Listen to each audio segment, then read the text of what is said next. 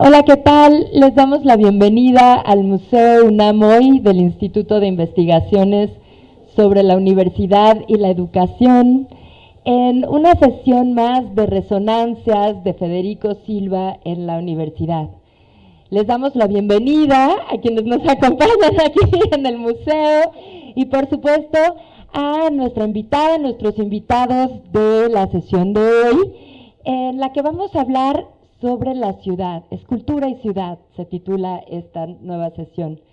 Quiero contarles que estas sesiones de conversaciones tienen lugar en el marco de la exposición Federico Silva por un arte universitario que estamos presentando en el Museo UNAM hoy desde el mes de abril y que si no han tenido oportunidad de verla, les recomendamos que vengan a visitarnos porque septiembre es el último mes en que estará en exhibición.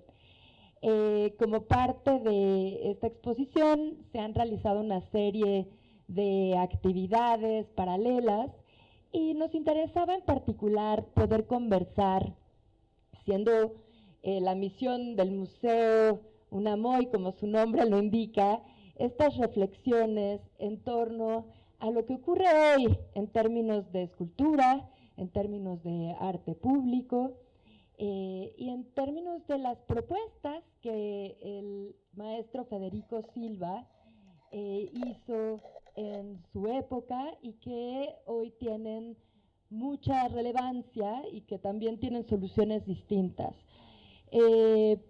Para el maestro Silva, la escultura no podía ser más que un arte público, un arte que estuviera, que habitara en las calles, en los metros, en los parques, un arte que pudiera llegar al público, que pudiera generar encuentros, un arte que tuviera relevancia en ese espacio-tiempo en el que se ubicara. A mí me gustaría mucho que hoy partiéramos precisamente de esa idea de la ciudad como este espacio de conflicto, en este espacio de disputa entre una serie de mensajes, de actividades, de acciones, en donde se insertan las propuestas artísticas para reflexionar desde una propia crítica contemporánea. Entonces, hoy les quiero presentar a Pavel Ferrer. Primero vamos a comenzar con él. Antes de darle la palabra, bienvenido, les quisiera platicar un poquito sobre él. Y denme un segundo.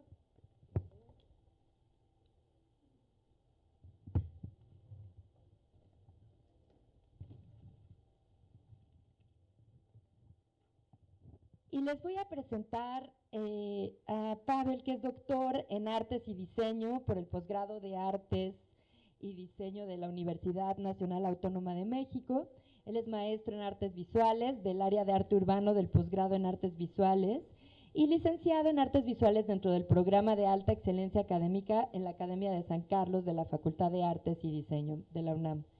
Actualmente es profesor de tiempo completo y tutor del posgrado de la FAD UNAM, integrante del grupo Investigación y Entorno del PAD de la UNAM, coordinador de los diplomados de titulación de Publicidad y Marketing Digital, creación de apps, generación de contenidos para redes sociales y publicaciones electrónicas en educación continua de la FAD. Es profesor y tutor de la licenciatura y posgrado en urbanismo, también en la Facultad de Arquitectura de la UNAM.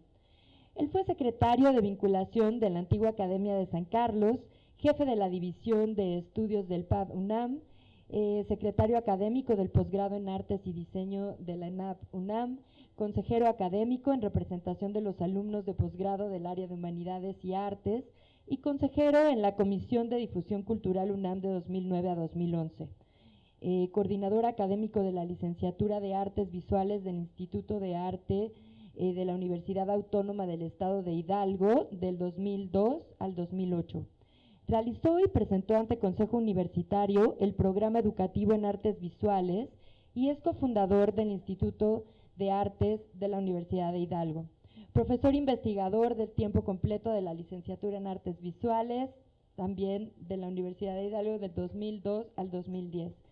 Ha participado en exposiciones individuales y colectivas, bienales, instalaciones en acciones e intervenciones en torno al espacio público, así como en cursos, talleres, ponencias y coloquios.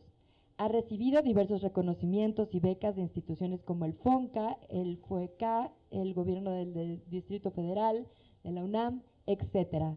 Sin más, Pavel, muchísimas gracias. Bien. Bueno, muchas gracias. Gracias, Clau, por la invitación. Y bueno, sí decir que estoy muy agradecido porque hemos estado en otros proyectos este año y bueno, el equipo del museo también muchas gracias porque luego no se menciona y hacen un trabajo increíble todos y todas acá. Bueno, yo me centré esta vez en hacer una especie como de recopilación de lo que han sido las sesiones anteriores y también en responder un poco estas preguntas que desde la organización Clau plantea, digamos, en la idea de escultura y ciudad. Y entonces en un primer momento me preguntaba yo si, no sé si no pasó, ¿verdad? No sé si está pesado. Ah, ya, perdón, gracias. Bien, entonces quería empezar con esto, no voy a hablar de historia, no se preocupen, pero digamos que mi primera referencia de una escultura moviéndose en la ciudad, ¿no? Y que tuviera que ver con la memoria de la ciudad y con la ciudad, como un contenedor, era el caballito de Tolsá, ¿no? Es una escultura que sabemos que está emplazada, tiene, digamos, regularmente, está en medio de una plaza, tiene un pedestal y bueno, tiene esta idea como de alegoría, de significación, etcétera, ¿no? La idea de monumento. En la segunda imagen, lo que ustedes están viendo es la Ciudad de México, es la primera imagen o de las primeras imágenes que se toman en la Ciudad de México desde un globo aerostático, y entonces ahí marca un poco los desplazamientos que ya había tenido en la ciudad esa misma escultura, por diferentes motivos, digamos, no viene al caso hoy hablar de eso, pero bueno, ahí hay un desplazamiento. ¿Por qué hablo de la ciudad como un contenedor?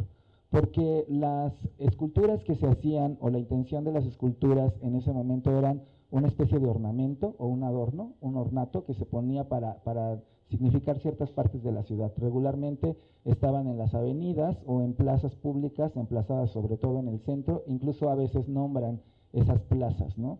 En ese sentido, la ciudad, digamos, como contenedor tendría esa facultad de alojar, digamos, algo que consideramos valioso.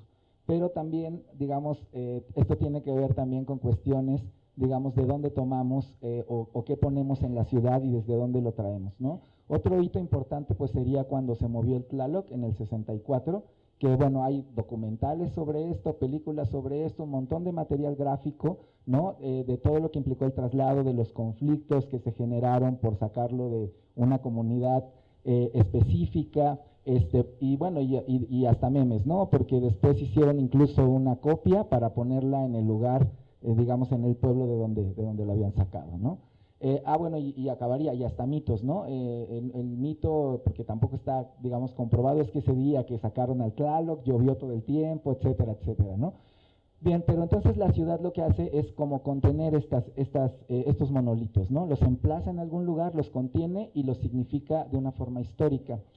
¿Por qué quería iniciar por ahí? Porque el planteamiento, digamos, un poco que quiero hacer hoy es que la ciudad a lo mejor ahora se comporta más bien como un dispositivo, ¿no? Como algo que utilizan los escultores o los y las artistas, digamos, para articular su discurso. En realidad no están intentando que eso forme parte, digamos, de emplazar, digamos, su trabajo en una parte de la ciudad, ¿no?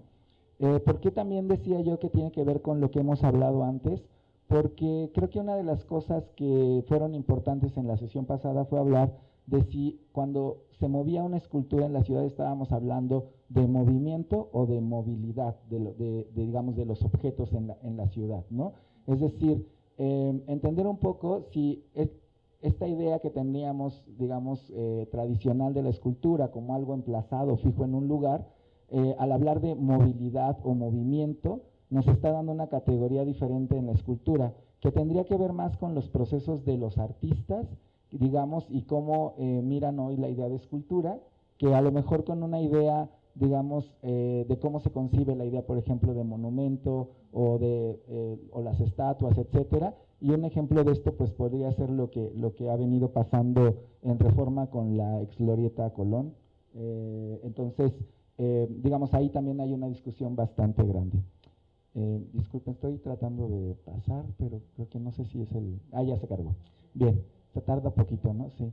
Bien, la idea de arte público también está asociada a la idea de ciudad, porque digamos que la primera expresión de arte público se da desde el muralismo. Y claro, hay un montón de acontecimientos históricos que pueden ser importantes, yo me voy a centrar solo en uno, que es la idea de que el arte sea para el público y el público se pueda reflejar en eso que se hace. Es decir, no es esta idea solo de vamos a sacar el arte a la calle, sino es cómo está reflejado los conflictos, las necesidades sociales, las demandas sociales, lo político, cómo está reflejado en lo que se produce. Entonces, esta foto fue de una exposición que se llama Detrás de los Andamios, que fue hace poco, en el 22, en el Museo de Arte Moderno, y esta fotografía un poco hace esta versión de cómo las personas se ven identificadas. Recordemos que antes de esta pintura lo único que había, digamos, en términos de los museos, eran pinturas que eran o religiosas o que tenían que ver con los gobernantes, ¿no? Eran retratos, no sé, familias que tenían a lo mejor alguna línea monárquica, ese tipo de cosas, ¿no? Poco se dibujaba o se pintaba acerca de lo que pasaba, digamos, con la gente, digamos, de a pie o la gente común. En ese sentido, es importante entender que la idea de arte público cambió porque intenta relacionar el espacio como un contenido social, es decir, a partir de las actividades que se generan en ese espacio y no, digamos, que el monolito simbolice lo que pasa en ese espacio. Digo, eso es digamos, fundamental, porque entonces el contenido social que vendría a ser las prácticas sociales que tenemos en el espacio público significan ese lugar. Si ese público no está ahí, entonces el significado se vuelve, o sea, carece de un significado. Esa es, digamos, como la apuesta un poco que se hace en el espacio público.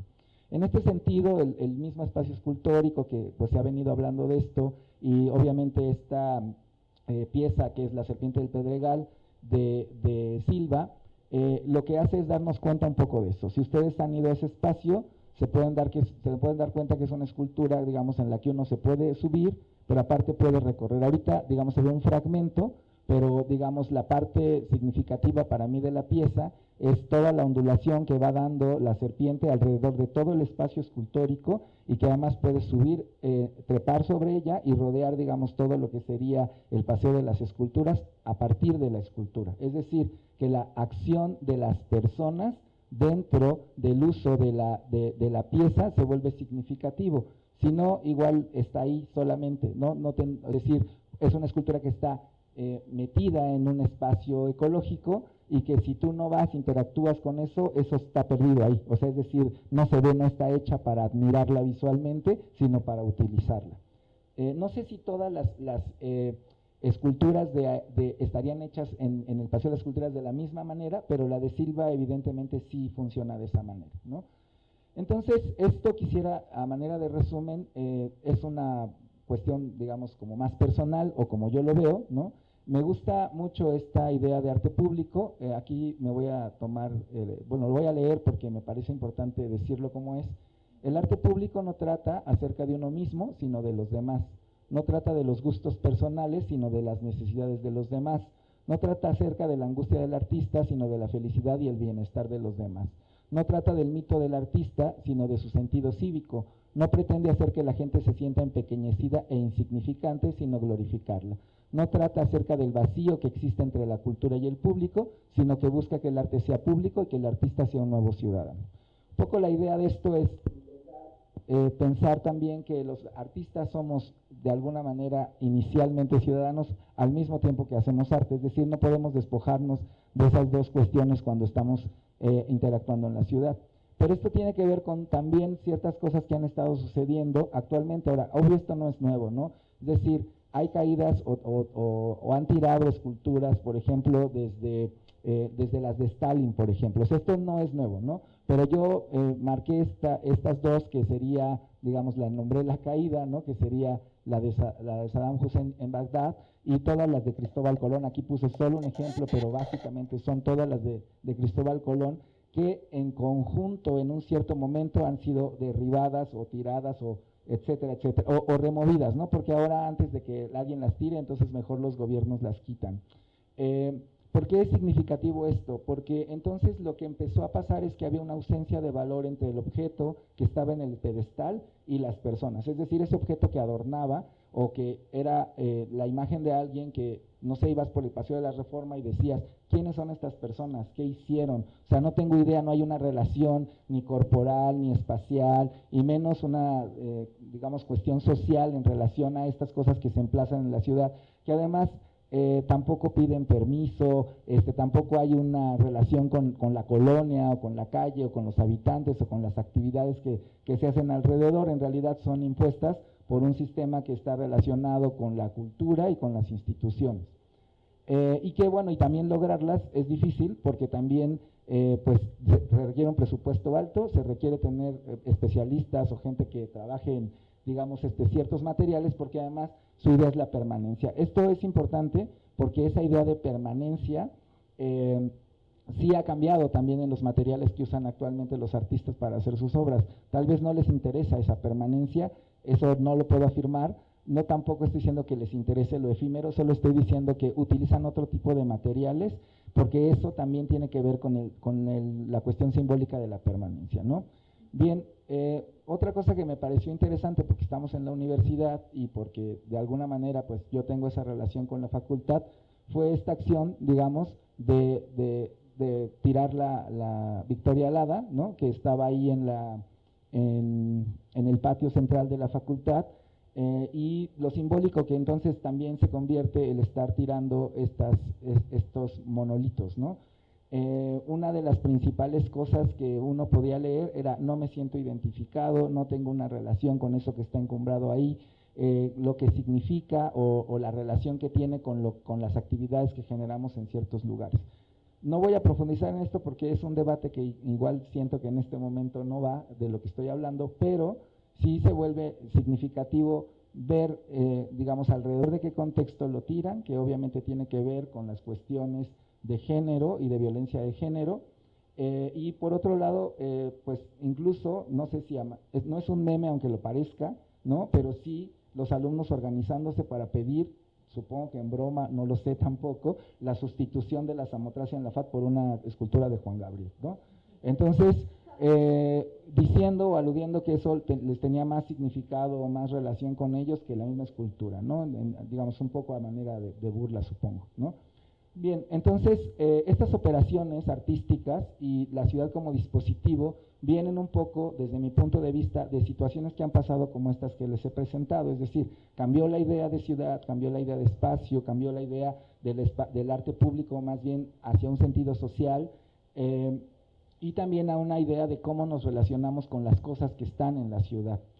Entonces, una operación artística más o menos sería la manera en cómo operan su trabajo los artistas, sea en espacio público o no, y esas operaciones regularmente tienen que ver con una especie como de procedimiento que tienen determinado o que van intelectualizando y después llevando a la práctica para realizar sus piezas.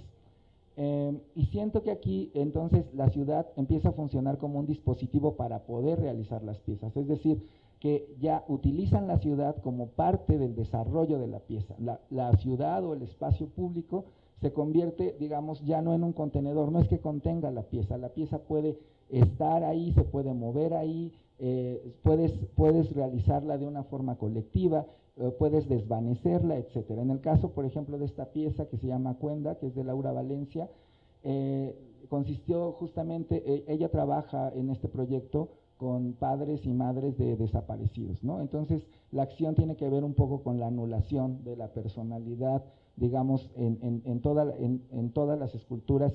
Muchas de estas ya no están porque, como ustedes saben, también se hizo un cambio en ese sentido en Reforma, pero básicamente, digamos, el proceso fue anular eso, ¿no? Y decir, hacer como si fueran básicamente una sombra.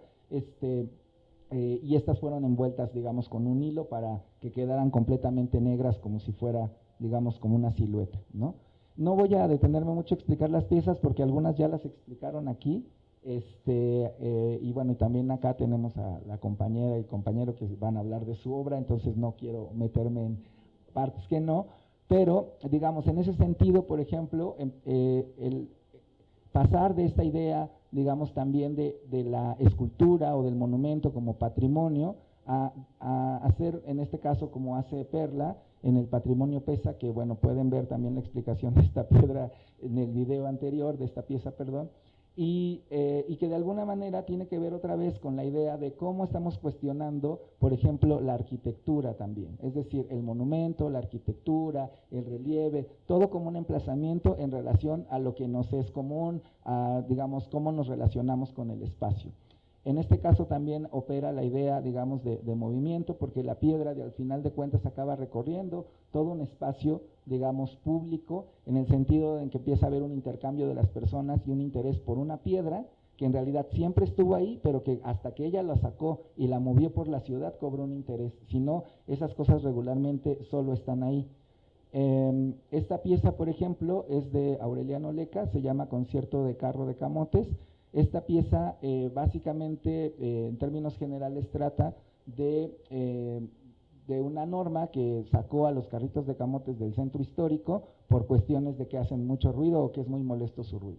Entonces lo que hace Aureliano es cambiar, digamos, los silbatos y darles otra tonalidad para jugar justamente con esa idea del sonido, y entonces hace una orquesta, digamos, a partir de tener los carritos de camote con estos diversos, digamos, silbatos, ¿no? Entonces aquí aparte lo que hace es incorporar ese contenido social, es decir, sí, él a lo mejor hace, digamos, el trabajo escultórico en metal, pero al final de cuentas el que se active la pieza tiene que ver con cómo se relaciona con las personas que tienen una problemática social en un espacio específico y después cómo plantea desde su perspectiva una especie como de, no necesariamente de solución, porque regularmente el arte no está encaminado a solucionar problemas, sino más bien a hacer otro tipo de preguntas y otras reflexiones acerca del espacio público. ¿Quién tiene derecho? ¿Quién no tiene derecho? ¿Quién está anulado? ¿Quién no? Etcétera, etcétera, ¿no?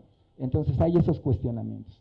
Acá, por ejemplo, hablando justo de esa participación, está esta pieza de Pablo Concha, que se llama Aves del Humedal, que además se vuelve muy interesante por la manera en cómo se participa. Regularmente, digamos, como que en muchas acciones que son controversiales, como que el artista lo que hace es tomar como la información que hay, después hacer una pieza escultórica y ponerle su nombre. Acá lo interesante de Pablo, entre muchas otras cosas que hace, es que él parte de, primero, un recorrido que se hace con los niños en un humedal que está en recuperación, que está regresando la fauna, y después de esto, su planteamiento es que los niños que van a ese recorrido, y las niños y las niñas, hagan una serie de dibujos, y después viene la parte compleja de cómo traslada sus dibujos bidimensionales a esculturas tridimensionales, que además ellos mismos participan a lo mejor en la cuestión de la pintura, etcétera, y luego cómo ese objeto se vuelve significativo para ellos o para ellas,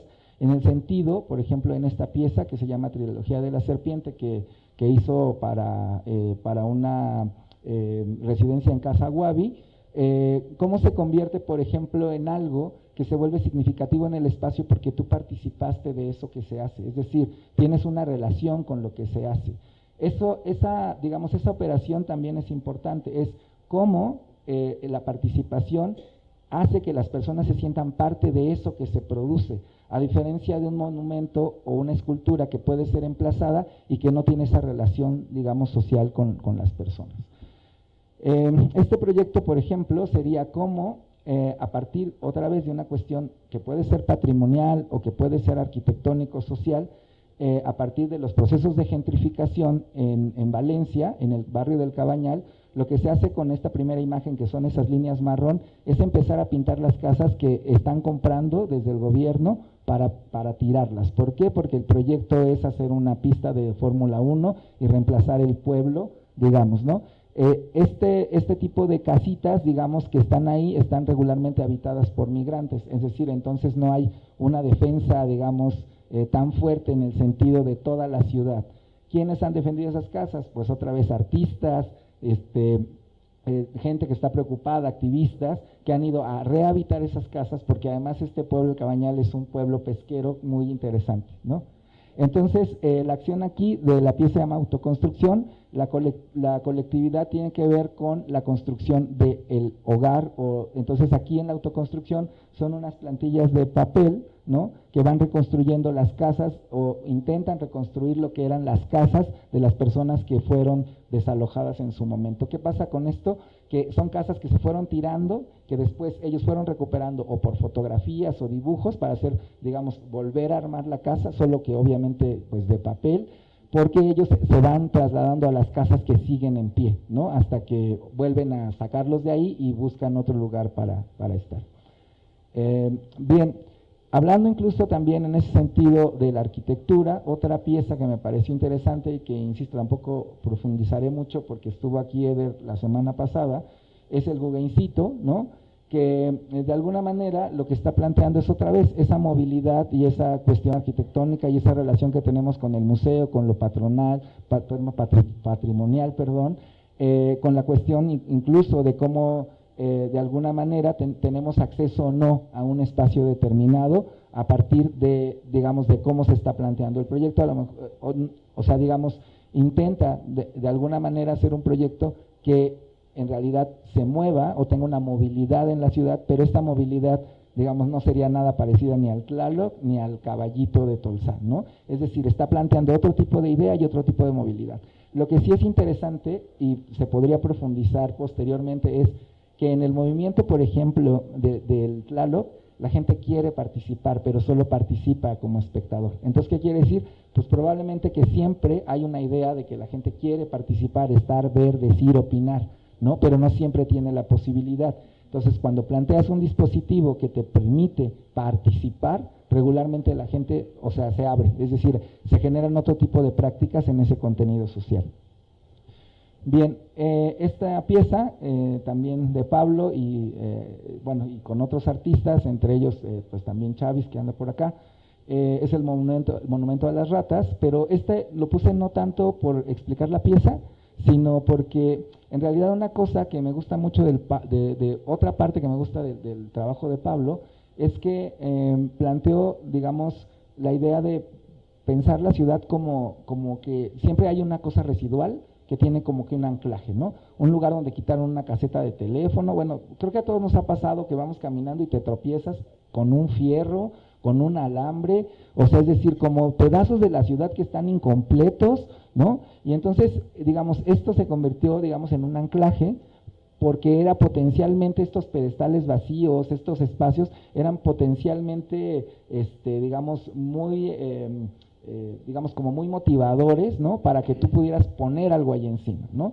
Entonces, en este caso, bueno, la pieza también es muy amplia, no la voy a explicar ahora, pueden verla en la página de Pablo, pero bueno, alrededor de esto, incluso hay una inauguración con otros artistas, hay una revelación de una placa, es decir, hay como todo un acto performático alrededor del emplazamiento de esta figura, y luego también un poco las historias, ¿no? ¿Cuáles permanecen? ¿Por qué permanecen? ¿Cuáles quitan de manera inmediata? ¿Cuáles ni siquiera se dan cuenta que alguien más las puso y las adoptan hasta los jardineros de los parques como algo que a lo mejor siempre había estado ahí?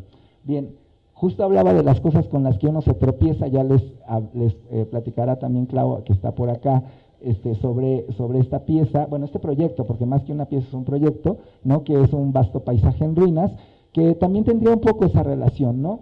Es decir, todas estas cosas que vemos en los pasos peatonales, todos estos obstáculos o todas estas cosas que se van imponiendo en la ciudad y que de alguna manera impiden o condicionan o restringen el paso de las personas en el espacio público y que se vuelven incluso aún más importantes que las actividades que las personas realizan en ese espacio. Ya les platicará más bien ella su versión, pero tiene incluso esa relación. Y la pieza tiene la posibilidad otra vez de algo que puede estar en una galería, pero se puede dispersar en el espacio público, pero puede tener estos procesos otra vez de movilidad y movimiento como en términos de escultura. Bien, y ya para cerrar, bueno, para quienes lo están viendo en internet, y quise hacer, digamos, como, ¿qué es un tameme? Porque si presentaba la pieza directo podría ser un poco extraño. Entonces, bueno, un tameme básicamente es una persona que carga, ¿no? Que traslada cosas y que fue utilizada, digamos, esto es un detalle del Códice de Mendoza, ¿no? Donde viene un poco cuál era su función, qué es lo que hacían, en qué contexto lo hacían, etcétera, etcétera. Pero, digamos, lo puse un poco aquí para no profundizar tampoco en la pieza. Aquí Chavis nos va a hablar seguramente de ella, pero me pareció importante, digamos, esta pieza, porque a pesar de que en el contexto, y ya lo dirá también Chavis, puede haber otras piezas que hayan hecho más ruido, a mí me parece que esta es la pieza importante. Porque pensar en una escultura que se puede mover literalmente por todos lados, ¿no? Y que tiene más esta característica, digamos, visual de que es una piedra, pero además una piedra, otra vez regresemos al Tlaloc moviéndose por la ciudad, ¿no? Pero además en la espalda de un cargador, etcétera. Entonces, es decir, nos genera otro tipo de dinámicas y de cómo podemos pensar la operación artística dentro de la escultura actualmente. Es decir, es una escultura que tiene que ver con la participación, que tiene que ver con la movilidad, que tiene que ver con el contenido social, que tiene que ver con la crítica a la misma escultura. Es decir, también hay y que también puede ser divertida, porque también creo que de pronto los artistas están pensando un poco más en esa relación que tienen en su vida personal con lo que sucede ahí, ¿no? Y la idea, digamos, bueno, se cerraría con esto, es una mochila de Uber, ¿no? Lo que acaba de completar la idea de ser un tameme que va trasladando cosas, ¿no? Y que el artista también se convierta en el trabajador o en el tameme que va llevando, ¿no? Entonces, y obviamente no podemos, bueno, yo no puedo, a lo mejor ustedes sí, pero tener la idea de que esto tiene algún tipo de relación también con ese mito del pípila, o sea, es decir, una persona cargando una piedra, ¿no? En la espalda. Entonces, y cómo, digamos, estas variaciones que van desde la idea de cuestionar lo patrimonial, de cuestionar, digamos, de en qué momento estamos, cómo se está entrelazando la escultura actualmente. No sé si a algunas personas les molestará y les parecerá irreverente o no sé.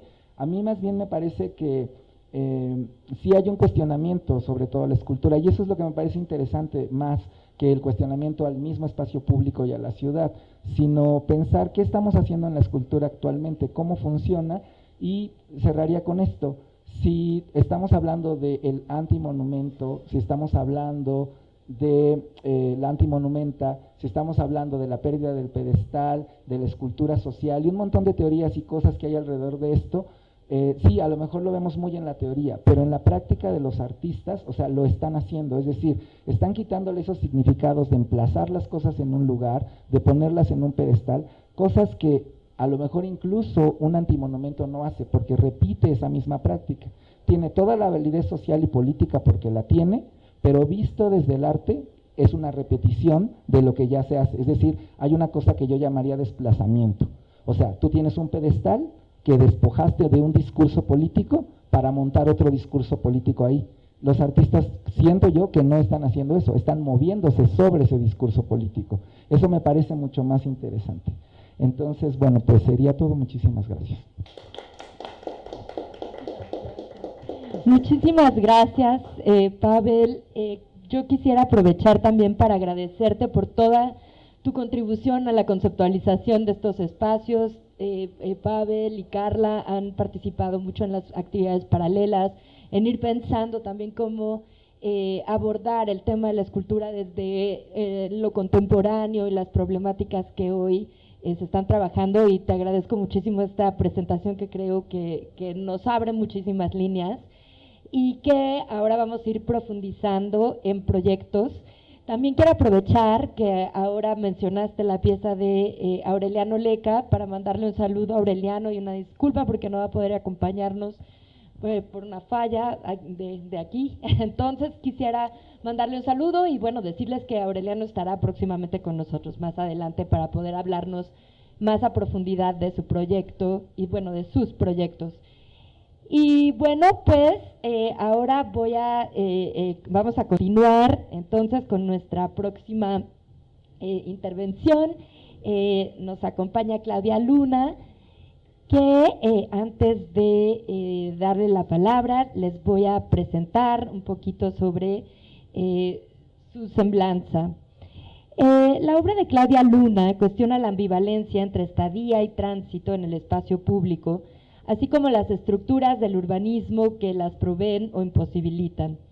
En su proceso, altera e invierte la percepción de los objetos reguladores de la arquitectura pública al generar réplicas lúdicas, dobles blandos y coloridos, que al ser de cartón los vuelven endebles y transportables, produciendo dinámicas que son un reclamo simbólico de su cuerpo transeúnte.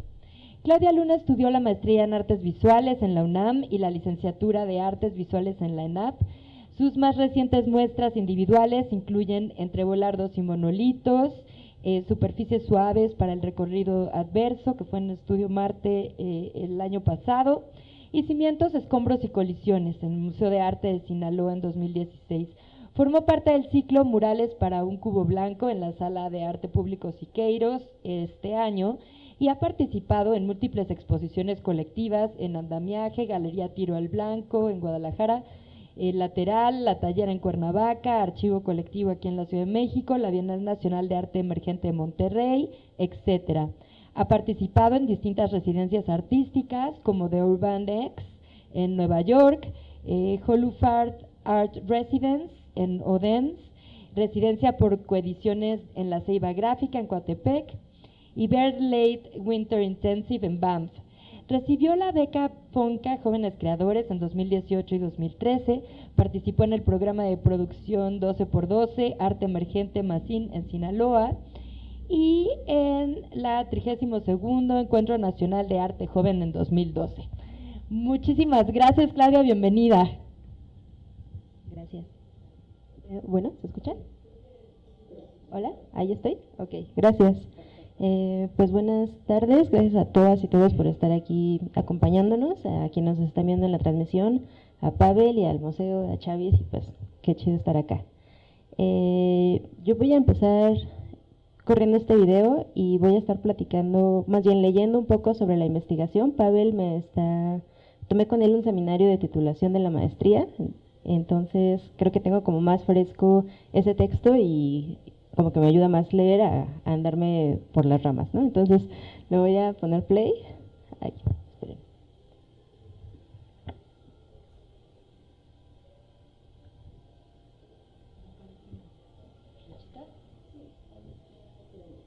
Ya prendió.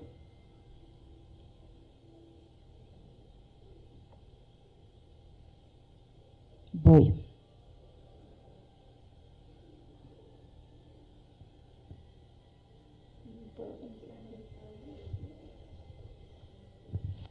Ya apareció. Ajá.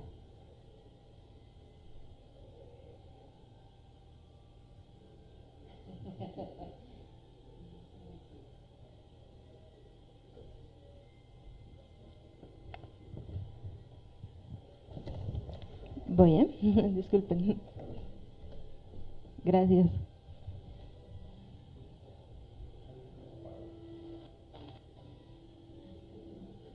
Gracias.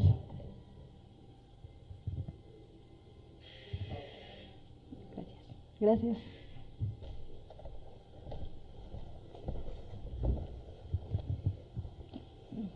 La Ciudad de México es una de las más pobladas en el mundo. Los tiempos de traslado en automóvil o transporte público resultan notablemente extensos. Reconocer mi condición como peatón en una metrópolis industrial cuyo diseño ha sucumbido a favorecer al tránsito automovilístico se convirtió en el punto de partida de esta investigación. Esta investigación tiene como objeto principal compartir mis reflexiones acerca del espacio público y el equipamiento urbano que lo configuran, así como examinar cómo ambos han modelado o regulado mi experiencia de caminar. En mi producción artística, caminar es un acto de resistencia en sí. Caminar por la ciudad por necesidad de traslado. Durante mis desplazamientos a pie, me he vuelto consciente y sensible ante determinados elementos que componen el espacio público, particularmente aquellos dispositivos del equipamiento urbano que dificultan la circulación o permanencia de mi cuerpo.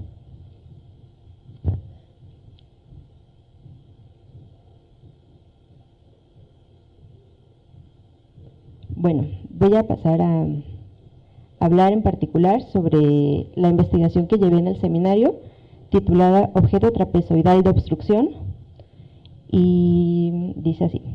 El objeto trapezoidal de obstrucción es un objeto tangible, forma parte del equipamiento urbano, se sitúa en una bahía de ascenso y descenso de una plaza comercial en el Pedregal, en el sur de la Ciudad de México.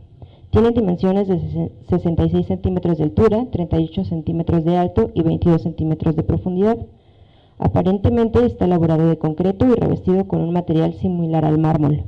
Reposa sobre el suelo y comparte su misma composición.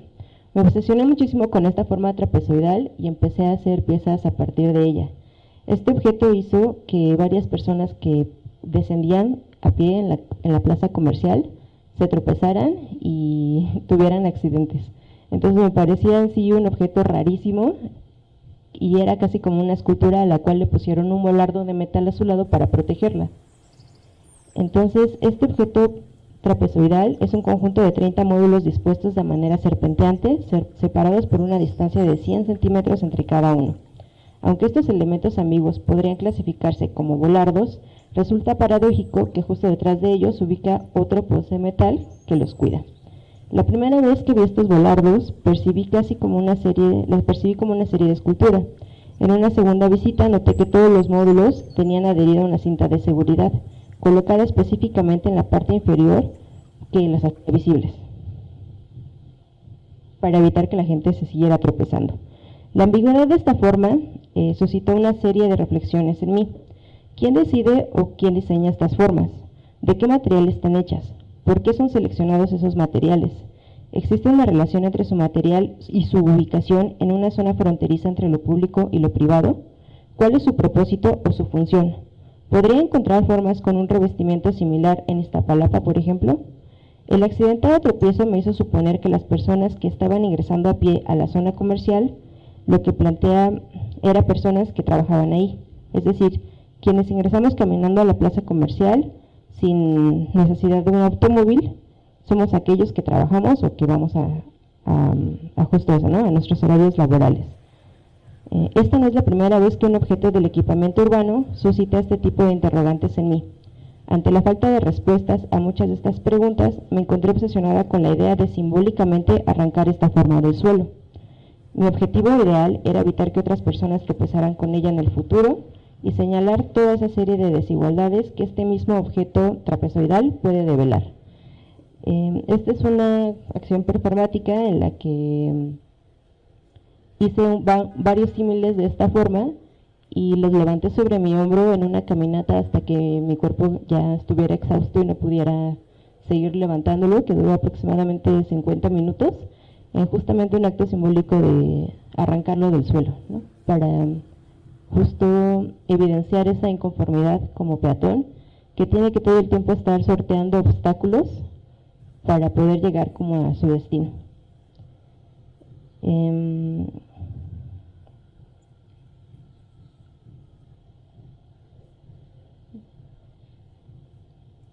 De 2018 a la fecha llevo conmigo una libreta de bolsillo. Aprovecho los trayectos a pie para realizar rápidos dibujos de los objetos geométricos que me encuentro en las aceras.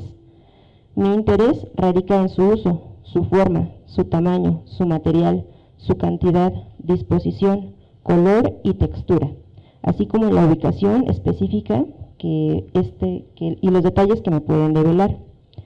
A lo largo de los años he creado un archivo que inicia con tomar fotografías del objeto con la cámara de mi celular. Empezaron a ser evidentes para mí todos aquellos objetos del equipamiento urbano que idealmente protegerían al transeúnte de los vehículos motorizados, pero que paradójicamente algunos de ellos resultan tan absurdos que en realidad afectan e incluso estorban para poder caminar, deambular, esperar o comercializar informalmente productos.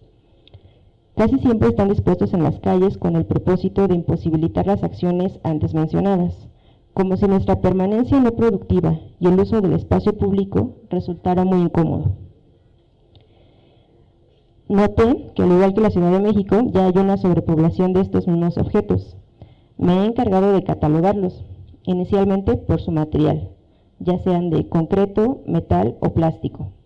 Posteriormente Estos mismos se dividen en otra subcategoría, determinada por su función, es decir, si nos proveen de dirección, obstrucción, contención, señalamiento o si es una jardinera. No obstante, existe una categoría adicional que denomino como ambigua. Esta categoría se reserva para aquellos objetos que no cumplen satisfactoriamente ninguna de estas funciones.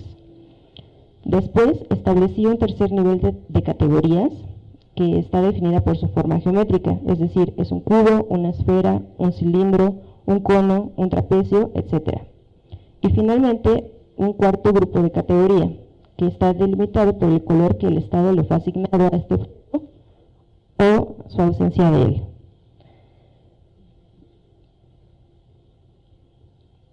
Quise en esta presentación hacer un mix como de el trabajo escultórico, pictórico, gráfico, fotográfico que este proyecto ha conllevado a partir del 2018 y que de alguna manera ha creado archivos separados que por sí mismos también se están multiplicando y que también ya son una sobrepoblación, por ejemplo, en mi estudio, ¿no?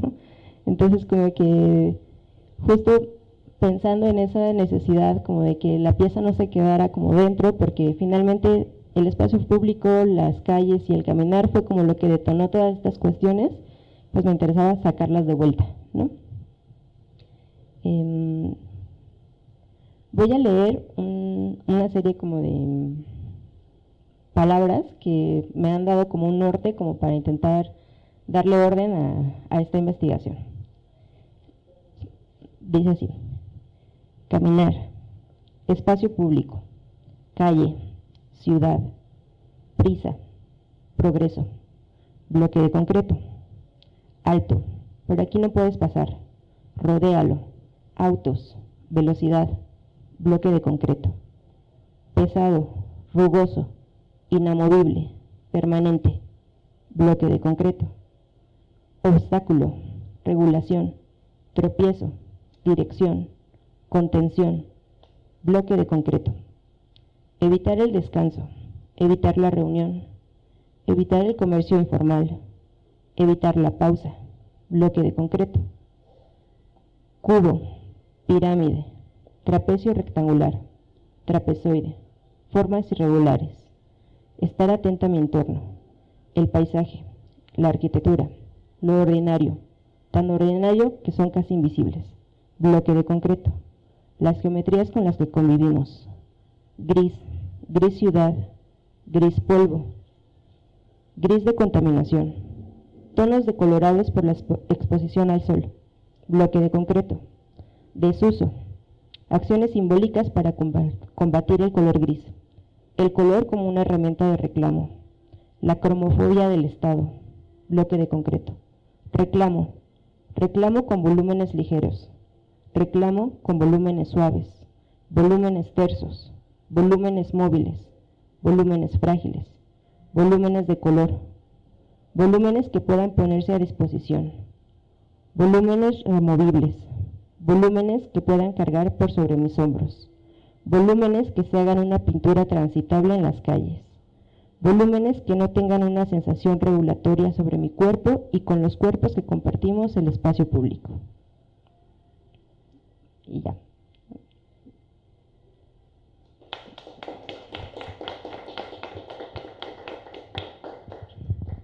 Muchísimas gracias, Clau.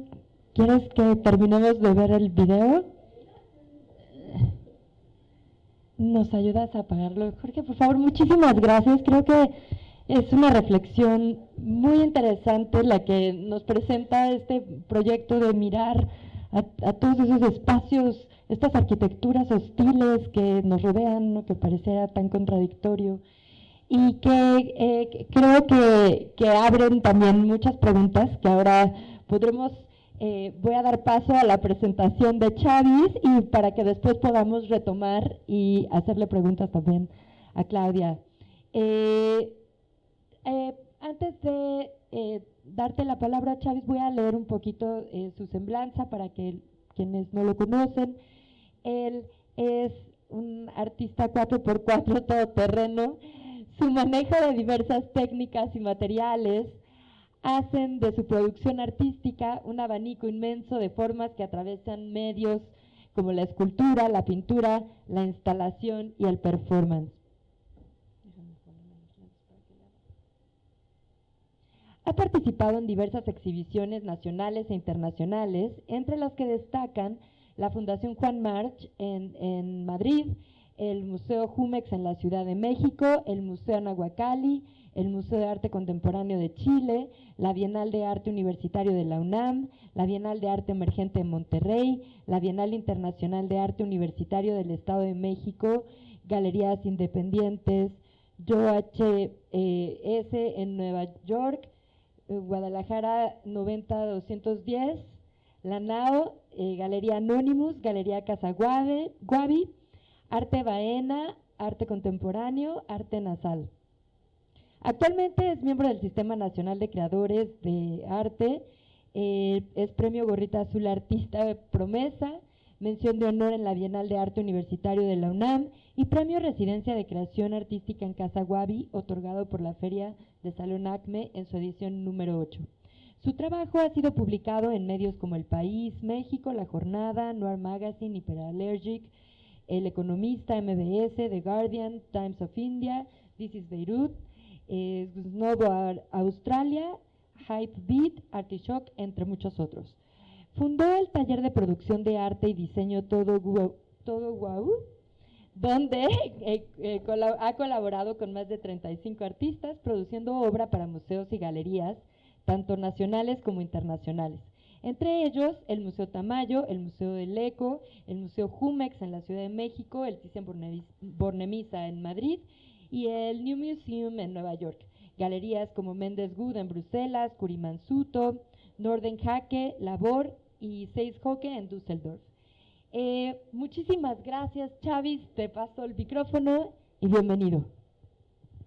Gracias. ¿Ahí se escucha? Bien, gracias a todos, gracias por la invitación. Estoy muy contento de estar aquí y compartir mi trabajo.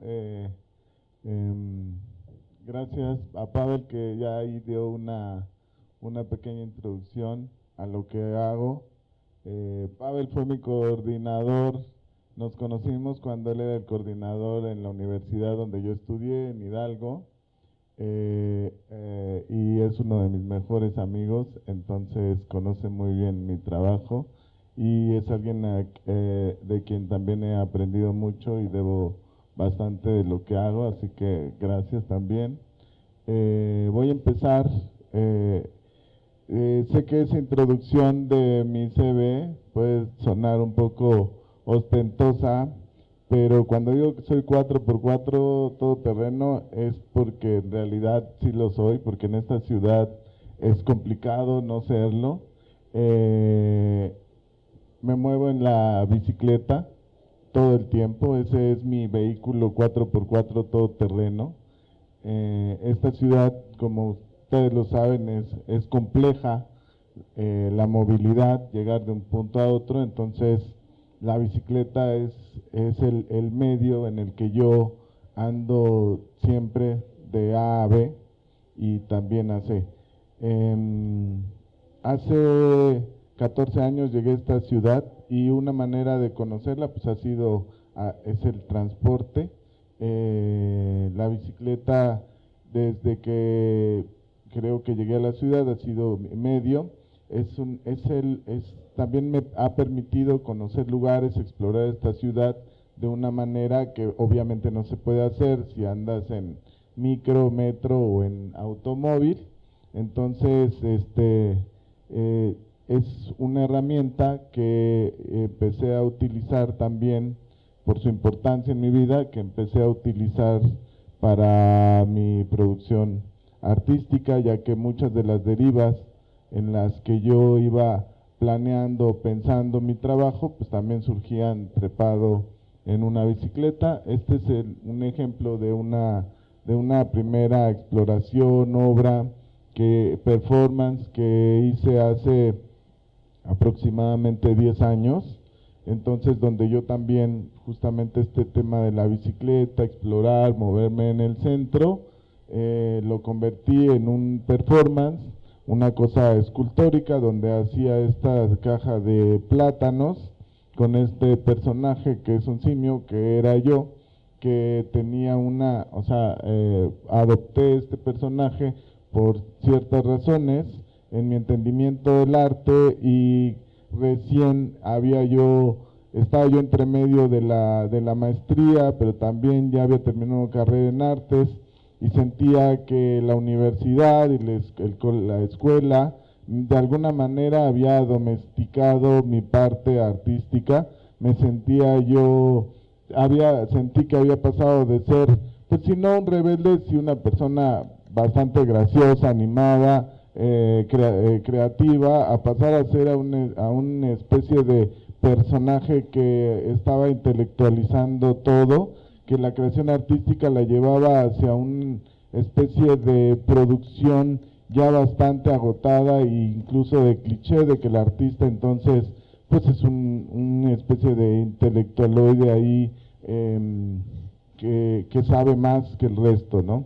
Entonces para mí el personaje del simio era una búsqueda precisamente de acercarme a mi parte salvaje, de regresar al animal que estaba ahí adentro de mí, dejarlo salir, y entonces en esta jungla que es también la ciudad, esta escultura pues era una cosa ligera, porque esos platanitos son de esponjita, son rellenos, son de tela, y entonces pues andaba en la ciudad con esto.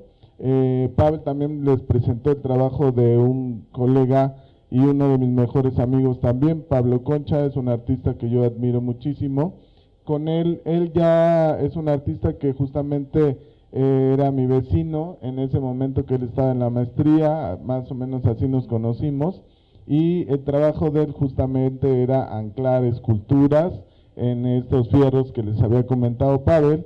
Entonces nos hicimos mucha camaradería, mucha complicidad. Entonces yo lo acompañaba a muchas de sus incursiones a poner cubetas de cemento fresco en la noche y luego ahí anclar alguna escultura. Entonces fue así que yo fui aprendiendo de él y me fue enseñando mucho a cómo ir anclando este tipo de objetos que la gente se encontraba en la ciudad y de pronto se sentía sorprendida, y pues también era una manera honestamente de nosotros seguir creativos y mostrando nuestro trabajo. En ese momento, hace 12 años o 10 años, ya ni recuerdo bien, pero pues en realidad teníamos muy poca posibilidad de exhibir en lugares, todavía no se crean, pero claro, la calle era un lugar donde nosotros nos sentíamos muy a gusto. Veíamos nuestro trabajo también como una especie de bomba graffiti, pero llevado desde la escultura. Entonces era una cosa muy divertida. Preparábamos el cemento, nos tomábamos una botella de vino, salíamos a caminar, encontrábamos el lugar, anclábamos ese monumento a las ratas que mostró Pavel, lo montamos juntos, luego lo destruyeron, fuimos a poner otra que a la fecha sigue ahí. Entonces lleva 6, 7 años, muchas de las esculturas de los mismos lugares, los parques donde se han instalado sin permiso, actualmente las cuidan, las repintan y se quedaron como piezas de ese lugar, porque las administraciones, como van cambiando, pues las nuevas administraciones pues no tienen ni idea de qué es, y pues piensan que a lo mejor eso estuvo ahí siempre, ¿no? Esto estaba cerca del Parque Delta y es más un ejercicio de ese tipo de arte que estábamos haciendo, y que de pronto lo rompían y que se quedaba mucho más interesante a veces de lo que pasaba. Y también entendimos que la calle era justamente pues estar haciendo todo este tipo de ejercicios que en realidad siempre los vimos así. Bueno, de mi parte al menos, como que nunca he pensado en el arte como una cosa monolítica, por lo menos la escultura como una cosa monolítica, estática, precisamente porque, como le había mencionado Pavel, las ideologías cambian, las generaciones cambian, y con ello la manera de entender el mundo, hay que tomar en cuenta que el arte es un producto de su tiempo y el tiempo pues no es estático, y el arte también es una manera en cómo construimos la mitología de nuestra cosmogonía. Entonces, en ese sentido, para mí, por ejemplo, las fiestas patrias siempre me han parecido, o sea, me han llamado la atención en este sentido de cómo desde el Estado se construye una idea de cómo se debe vivir un nacionalismo. También me llama mucho la atención cada quien, pero pues sí me llama mucho la atención la gente que se pinta la bandera en la cara el 16 de septiembre y se disfraza de china poblana, o también pues esta cosa de, o sea, ir y gritar como con mucho patriotismo, incluso hasta la playera de la selección mexicana me causa cierto grinche, porque pues sí, nunca he entendido esta cosa. A ver, sí, ya castíguenme porque van a decir, ay, es que no le gusta la mexicanidad. No, pues creo que eso es algo que también es muy cambiante y hay muchas maneras de ser mexicano y de cuestionar. Esto pasó cuando esta pieza la hice justamente cuando estaba terminando el sexenio de Peña Nieto y quería apurarme porque ingenuamente pensé que ya obviamente Andrés Manuel ya era el presidente electo en ese momento y uno pensaba que las cosas iban a cambiar. Sabemos ahora, 6 años después, que no es así. Entonces, es decir, esta pieza 6 años después de que la hice sigue siendo bastante vigente. Lamentablemente creo que puede funcionar el día de hoy, a unos días de las fiestas patrias. Eso es una pena y tal vez los próximos 6 años siga sucediendo así si no hacemos algo porque la situación en este país cambie. En fin, no me voy a clavar en eso, pero sí era importante dejarlo claro. Entonces lo que hice fue hacer una réplica del merch, de los puestos de merch literal de las fiestas patrias. Lo hice todo negro y entonces, como se veía aquí, pues anduve paseándome con él como se pasean, porque también esos puestos me parecen una cosa hermosa, escultórica, enorme, que valía la pena volver a reproducir, pero esta vez desde otra perspectiva, desde otro punto de vista, que a mí realmente no me gusta hacer tan, o sea, como describir mucho las piezas. Me gusta que la imagen tenga el suficiente poder para hablar por sí sola, porque precisamente uno nunca puede estar al frente como ahora para tratar de explicar las piezas.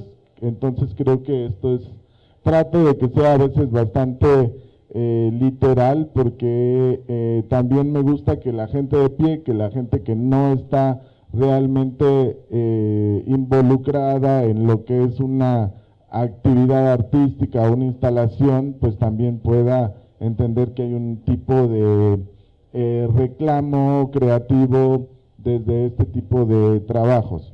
También me gusta sorprender al público y que no sepan qué es lo que realmente están viendo, si esto es una protesta, si es una...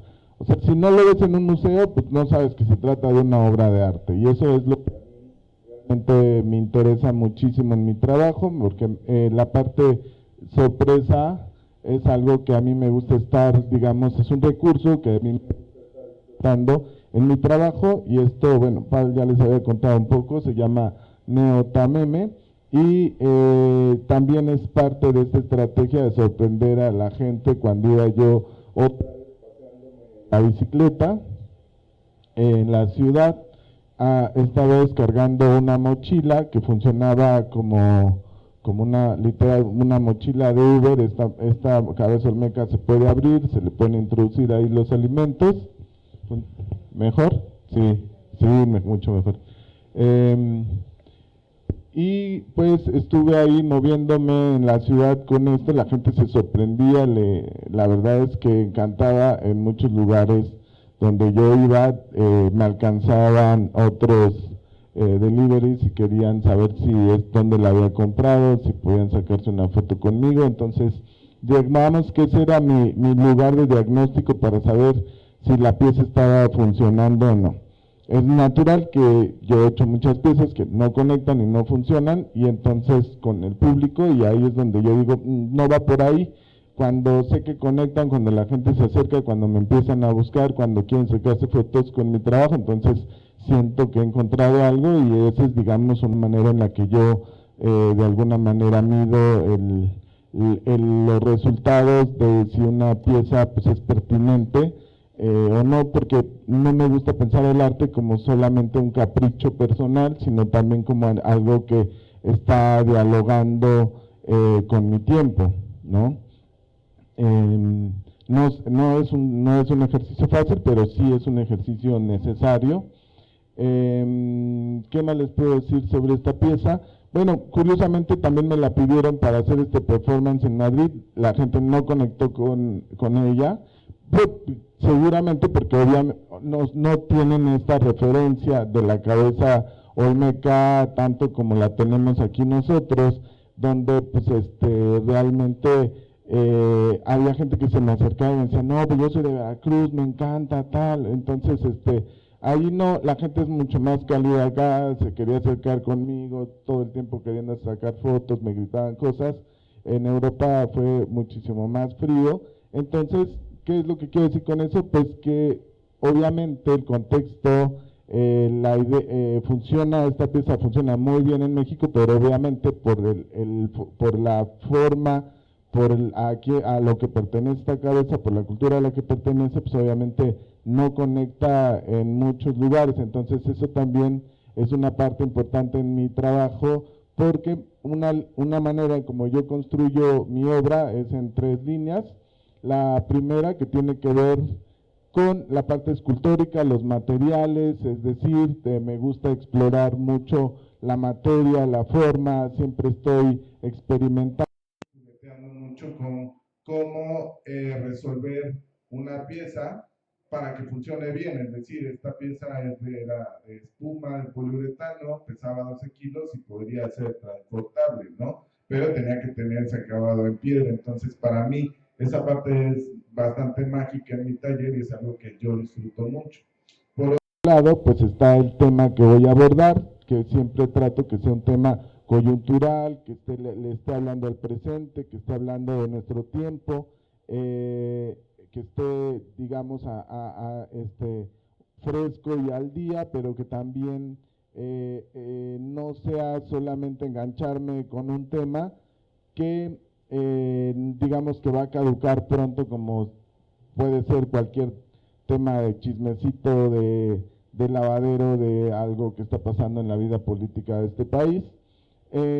Pues un ejemplo de eso es esta pieza, que es pues hablar sobre este tema de el trabajador, de repartidor de Uber, pero relacionado a una figura que es el Tameme, que era un personaje que transportaba productos, alimentos en su espalda, como pues, parte de su chamba, ¿no? Bueno, no se le puede decir chamba porque pues, no tenía muchas veces una remuneración, incluso había casi circunstancias de esclavitud, pero que 500 años después no ha cambiado mucho. Es decir, tenemos las mismas, actualmente tenemos las mismas circunstancias de explotación laboral, como pues lo sabemos bien, son los repartidores de comida. Entonces, para mí era importante, digamos, tocar este tema y también tocarlo desde un lugar que a mí me tocaba. Esto fue durante la pandemia,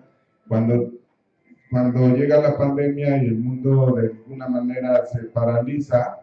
Lo primero que pensé, bueno, soy artista, me voy a ir al carajo. O sea, en este mundo nosotros no somos, en una crisis global, mundial, no somos prioridad. Eso para mí me estaba preocupando bastante. Dije, bueno, tal vez, o sea, si se me acaba la chamba en el taller de producción, pues yo no soy un artista que venda mucho arte y tampoco tengo ahorros. Entonces dije, bueno, me voy a ir al carajo. Entonces, pues si me toca repartir comida en Uber, pues ni modo, ¿no? O sea, vamos a hacerlo con mucho estilo. Y entonces esa cosa enganchó con otras cosas que yo ya traía en la cabeza. que ya había hecho lo de la bicicleta, con lo de los platanitos, entonces como ya traía este elemento de la cabeza olmeca, que es una figura, un objeto, bueno, sí, una pieza prehispánica de las más populares. Está el Tlaloc, está la Coatlicue y está las cabezas olmecas, como yo creo, como en el top 10 de las piezas prehispánicas,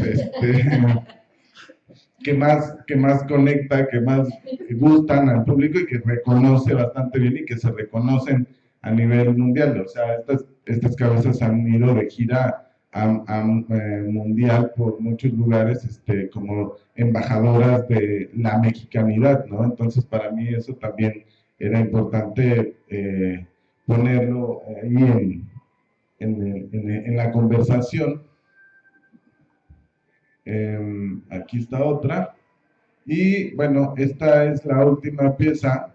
No había hablado de este trabajo, he dado un par de charlas sobre presentaciones sobre mis proyectos y mi trabajo, y esta es algo que había omitido. Primero porque es muy temprana, tiene poquito, no tiene ni un año que la hice, y también porque había estado circulando bastante, entonces me daba bastante pereza, pero bueno, el día de hoy, como el tema es mucho la escultura, la movilidad, y cuestionar un poco exactamente qué está pasando con el arte, específicamente con la escultura y el arte público, entonces la traje aquí para echar la discusión. Lo que vemos ahí pues es un Tesla modelo 3 aplastado por una réplica de una cabeza olmeca. Esta cabeza es una imaginación mía, es decir, no pertenece a ninguna cabeza tal cual como una réplica, porque está prohibido hacer réplicas de piezas prehispánicas, ¿no? Así, y no queríamos que Lina viniera a reclamar nada. Entonces el auto estaba en perfectas condiciones, se trajo de California, se metió de manera chocolate al país y luego pues sigue ahí estacionado en la Roma. Aquí para mí esta pieza tiene muchas lecturas, es una pieza que ha estado, digamos, hay gente que ha escrito al respecto, yo tengo mi propia lectura, obviamente. Parece una pieza que es facilona de alguna manera, porque la lectura más rápida que se le ha dado es, ok, la cultura por encima de la tecnología y por encima de la producción capitalista, la cultura vence al capitalismo, ¿no? Y sí es cierto, eso es una lectura muy rápida, necesaria, que creo que está ahí presente, pero me parece que hay una serie de capas que para mí era importante señalar. Una de ellas, pues es que otra vez cuestionando esta cosa de la mexicanidad, que para mí creo que es algo que está presente en mi trabajo, es, pues sí, todo el mundo se siente muy orgulloso actualmente en este país, nosotros los mexicanos nos sentimos muy orgullosos de nuestro pasado prehispánico, en cuanto llega un gringo a querer cuestionarnos, me refiero a gringo a cualquier tipo de extranjero, o sea, a cualquier extranjería de todo el mundo, a querer cuestionar nuestra mexicanidad, pues inmediatamente sacamos el cuchillo de obsidiana y decimos, no, acá hay pasado, ¿no? Aquí hay esta historia. Sin embargo, nos sentimos muy orgullosos de nuestro pasado prehispánico y al mismo tiempo nuestros hermanos indígenas, habitan y conviven en los estratos más bajos de nuestra sociedad. O sea, los indígenas en este país son la gente más pobre, muchos de ellos trabajan haciendo limpieza en casas, trabajan vendiendo comida a algunos en las calles, incluso algunos han sido desplazados de sus territorios para apoderarse, obviamente, de de las ganancias que generan sus tierras, ¿no? Entonces, siempre han sido objeto de maltrato, y entonces, pues también, ¿qué onda con eso? O sea, sí es cierto que mucha la mexicanidad, mucho nos encantan nuestros pueblos originarios, pero cuando se trata de ponerlos y darles un lugar relevante en nuestra sociedad, ahí sí no. Entonces, como este meme de Drake, así, esto sí, pero darles un buen lugar, no, eso sí que no. Darles apoyos, no. Regresarles sus tierras, no. Entonces, para mí el arte tiene que ser una cosa crítica, ¿no? En esta tercera línea, en cómo yo construyo mi trabajo, el humor es una parte importante, de alguna manera a veces involuntaria, pero tiene que ser, es decir, yo de alguna manera con mi trabajo me río incluso de mí mismo, no creo ni me creo como un artista serio, sino también me gusta bufonear un poco con mi trabajo, y también que mi trabajo también me señale a mí y diga, tú también estás equivocado, ¿no? O sea, mi trabajo también sirve para decirme a mí mismo, tú también eres parte de ese problema, es decir, yo nunca me siento ajeno a las situaciones que también me expongo, ¿no? O que subrayo, que señalo. Y en ese sentido, esta pieza, esa es una de las tantas lecturas que yo le he encontrado, y que es una pieza que fue pagada obviamente por privados. Yo no tengo dinero para hacer este tipo de obras, no aún, pero entonces es algo que también se le ha cuestionado mucho esta pieza, ¿no? Como, critica el capitalismo, pero pues ¿cuánto cuesta aplastar un auto, no? O de seguro le toma la fotografía desde su iPhone.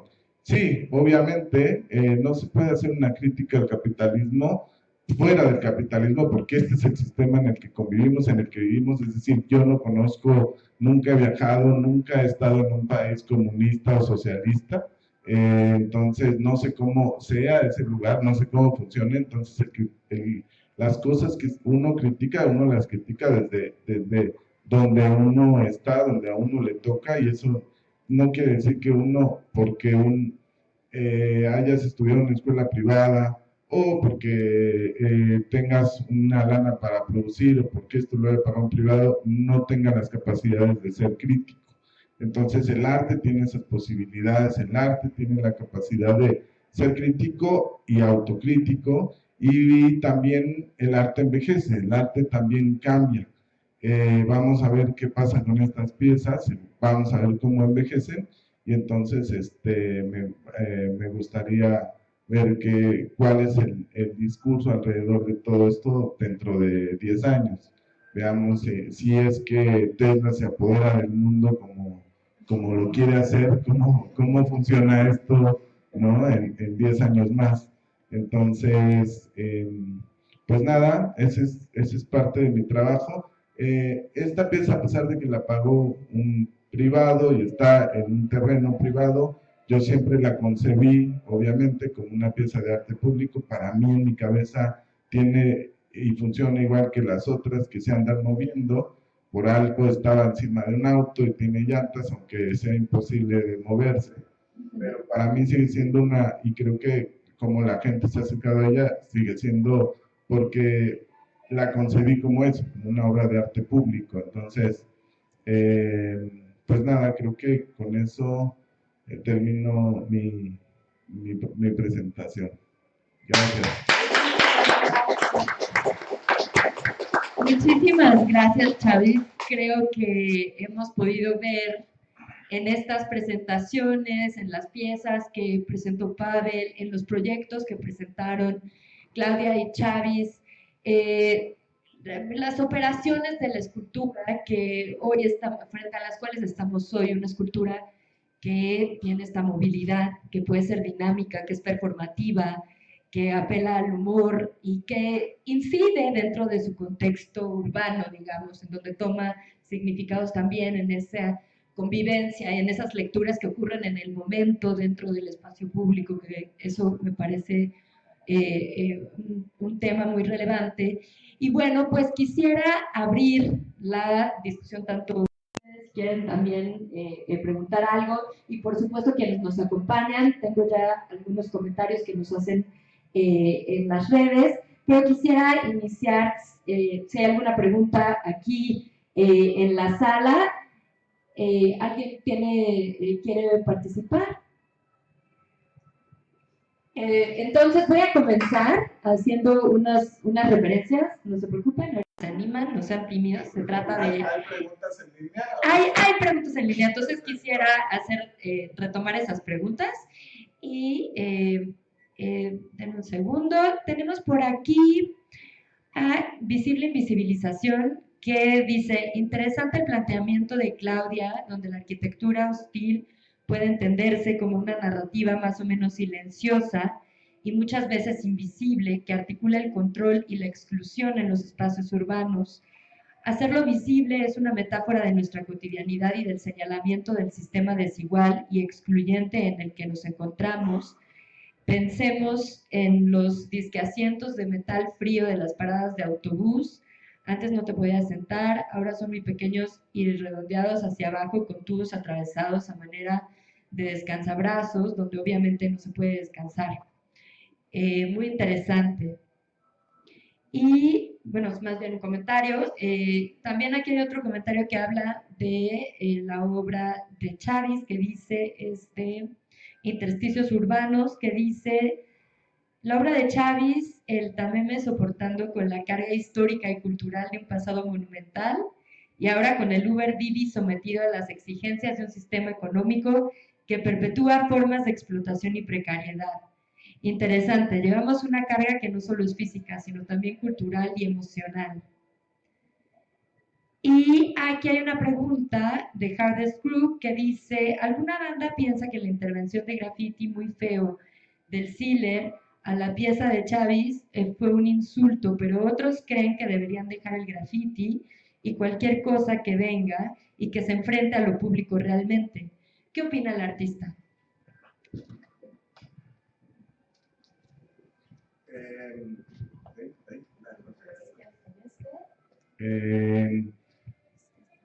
A ver, como yo la concebí como una pieza de arte público, a pesar de que esté en un terreno privado, el artista sí se brincó y la grafiteó, y la verdad respeto mucho eso.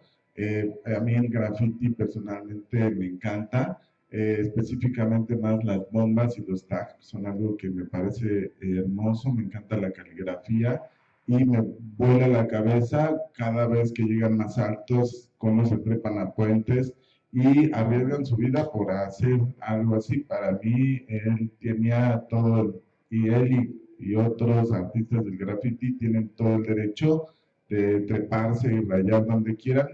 ¿Por qué?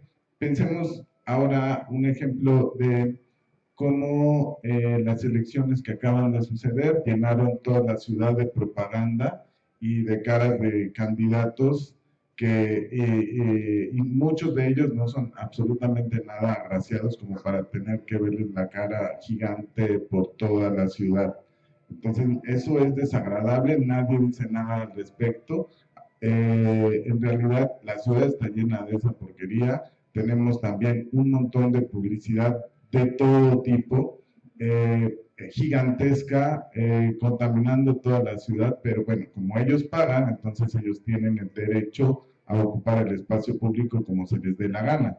Entonces, si un grafitero va, se trepa y raya esos tipos de publicidades o barras o cosas, me parece que también tiene que ver muchísimo con una especie de respuesta a lo agresiva que es la ciudad. Entonces, para mí, a mí personalmente me gusta muchísimo eso. Yo no creo que haya que respetar nada.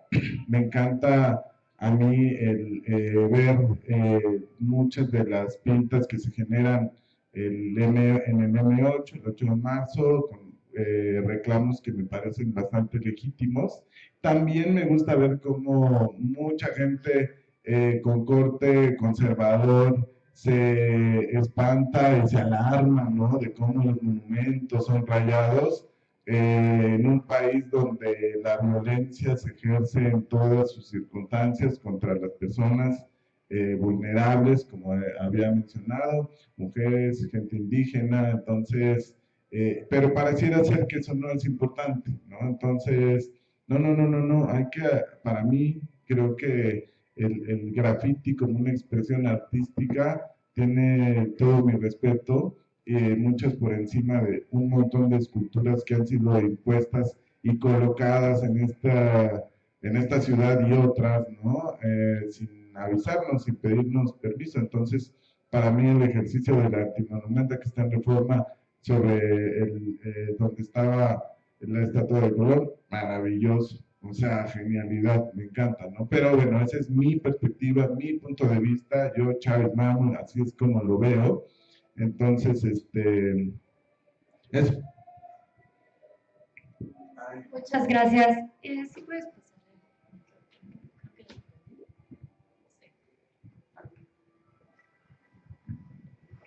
Que un comentario que me llamó mucho la atención es como de domesticado, como arte domesticado. Como que llega un punto en el que uno está tan metido en el carril de el mundo del arte, entre comillas, que como que todas las propuestas, la forma en que uno habla, el lenguaje que uno utiliza se acomoda como a eso. Entonces veo como el caminar o recorrer la ciudad o circular la ciudad también como una forma de también circular la ciudad de otra manera, como caminar, ver otra cosa, ver, por ejemplo, uno también circula en el contexto de las redes sociales, pero entonces cuando uno sale y dice voy a caminar sin ningún rumbo fijo, o sea, ¿cuáles son las cosas que yo me encuentro? Los vestigios, las memorias que uno se encuentra en la pared, eso mismo, de los carteles de lo político, los graffiti, como que yo siento que esos son como puntos importantes que uno puede tomar como de referencia para la construcción también de un sentido. Como que eso me pareció interesante, como en el trabajo de los dos. No pude ver tu trabajo, pero sí, como que eso fue algo que se me quedó en la cabeza. Gracias. Chávez, esa pieza tiene nombre. ¿Cuál? El de la Tesla. Ya, sí, todo eso llama, es la serie de Tameme, son 3 piezas, que era la mochila, el señor cara de Olmeca y luego la pieza del Tesla. Las 3 parten de la misma serie, o sea, esas 3 piezas componen una serie y es lo último que haré que tenga una pieza prehispánica encima. Se acabó. Adelante, por favor. ¿Qué es lo que con ese taller de todo wow? ¿Cómo surge eso? O sea, ¿de dónde surge cómo hacer de que o sea, como tanta cosa diferente, como soldadura, bregar con poliuretano, barro, diferentes tipos de materiales, como, ¿qué tal? Voy a ser ahí muy breve, nada más porque es justamente, creo que el tema que hoy nos reúne es la parte escultórica y el espacio público. Me gustaría más ahí justamente discutir ahí. El taller más que nada surge por una necesidad que muchos artistas tenemos aquí y es pagar las cuentas. Entonces yo no tenía lana cuando salí de la maestría y una manera de pagar las cuentas fue asistir a artistas. Eventualmente eso se fue transformando a que yo, en vez de asistirlos, les empezara a producir sus piezas en un tallercito que hice en mi azotea y luego eso fue creciendo y pues uno iba aprendiendo muchas técnicas y va conociendo mucha gente y va entendiendo uno el arte. Obviamente eso ha influido muchísimo en mi trabajo, por eso es que domino y trabajo con tantos materiales, porque la necesidad hace en este caso al artista, y entonces me obligó a trabajar en todo tipo de cosas para poder poder pagar muchas de las producciones que yo hago. Eso sí, tal vez me gustaría subrayar, y es que el arte en general es un producto que nace de una persona que tiene una especie de idea, visión personal, pero a veces llegar a materializar esto es muy complejo. En este país hay poco apoyo para el arte. Mucho del apoyo que sea para el arte, o sea, de donde está la verdadera lana, pues son proyectos que realmente el gobierno va a pagar porque son proyectos obviamente que no van a criticarlos, sino van a tratar de comulgar con la ideología que se esté llevando en ese momento, que esté en el poder. Entonces, pues ahí es donde se va mucha de la lana. Entonces, es mucho de los monumentos que están, por eso es que la gente no conecta tanto con ellos, porque pues, son una imposición, son una idea con la que uno no está de acuerdo, y de pronto una mañana despiertas y ya hay un monstruo allá afuera, ¿no? En la que no te sientes representado. Entonces, muchos de los proyectos que hacemos actualmente artistas contemporáneos, que de media carrera, pues es que los pagamos con nuestro bolsillo, ¿no? Entonces, pues eso implica, por ejemplo, que los materiales que se ven involucrados también tengan características como son el cartón, por ejemplo, en tu caso, ¿no? Es decir, son materiales que son de cierta nobleza, o sea, no vamos a estar haciendo escultura en mármol, pues ¿por qué? Pues porque eso, además de que es carísimo, pues trasladarlo y pues de todos modos, ¿cómo financias todo eso? Es imposible. Entonces, ¿qué es lo que está pasando con la escultura? La escultura se está volviendo blanda porque tenemos que estarla moviendo en el metro, en el carro de un amigo. También se está volviendo pequeña por esas razones, es decir, la escultura es un producto de las circunstancias, y esas circunstancias que nos mantienen un tanto sometidos actualmente, pues es la precariedad económica que vivimos en el campo del arte. Adelante, por favor. Es un poco para que las redes te escuchen. Gracias. Hola, Chules. Oye, ¿se puede considerar, alguien se puede llamar a sí mismo escultor si no esculpe? ¿Qué pasa con todos los artistas que te mandan a hacer su obra y se hacen llamar escultores, pero pues no hacen la acción de esculpir, ¿no? ¿Cómo funciona en el mundo del arte? ¿Está bien visto? ¿La gente se hace de la vista gorda? Entonces ustedes también, porque esa me parece una pregunta que... Sí, me gustaría que tal vez, yo tengo una idea, pero esto no es una cosa que solamente toque, digamos, como mi mundito de producción. En realidad, hay muchas cosas. Cuando decimos que el arte es un producto de su tiempo, es decir, cuando veamos una escultura como las de Jeff Koons, o por ejemplo los espejos de Amish Kapoor, esos objetos, les gusten o no, les parezcan un exceso o no, son producto de su tiempo, porque solamente en este momento, en este preciso momento de la historia, con la tecnología que se tiene y con la cantidad de dinero que han amasado esos artistas, es posible hacer eso. Es decir, para que ellos puedan hacer ese tipo de obras, tienen talleres de más de 40 personas en los que están involucrados ingenieros, en los que están involucrados arquitectos, en los que están involucrados muchísima gente para que puedan ser posible hacer eso. Desde hace tiempo, pues los artistas se han convertido más en guías, en diseñadores, en gestores de su propio trabajo, y obviamente pues a veces las dimensiones y la ambición de los proyectos pues se sale de las manos del artista. Eso es muy común y eso es una cosa completamente natural. Lo que sí cambió, y a mí me parece importante, que creo que es lo criticable, es que la producción artística siempre ha sido de alguna manera un lugar de resistencia y de crítica hacia los sistemas que oprimen a la sociedad.